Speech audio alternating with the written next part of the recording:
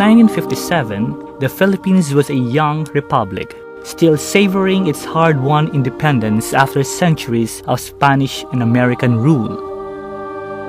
In October of that year, the seeds of Carmel were planted on the fertile grounds of Negros Occidental by Father Brocardo's mayor, Father Provincial of the Dutch Carmelite Province, and Father Richard Vissers, a veteran of the Carmel Mission in Indonesia. Over breakfast at his residence, Bishop Epifanio Sorban of the Diocese of Dumaguete told his Dutch guests, "Look around! You can take any parish north of the diocese, except for Bais and Tanhay."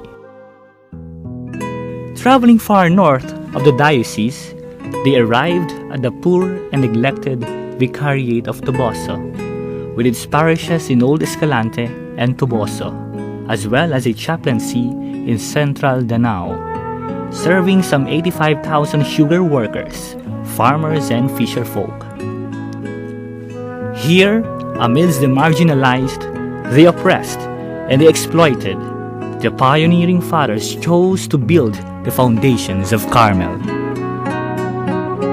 While Father Mayer sailed back to Holland, Father Vissers became the first provincial superior and was joined by Fathers Wirenfried Viesters, Theodulf Vrakking, and Fidelis Limcaco, a Filipino Carmelite.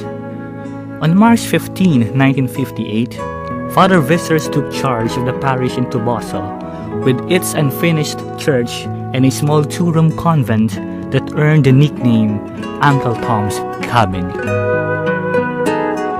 In May, following the arrivals of Vrakking, Viesters, and Limcaco, a rundown Spanish church in Old Escalante and a bare but functional chapel in Danao were turned over by the Spanish Recollects. During the founding years, pastoral work was strongly church-centered and not too different from established customs. It was primarily a time for learning more about the language, the culture, and the people.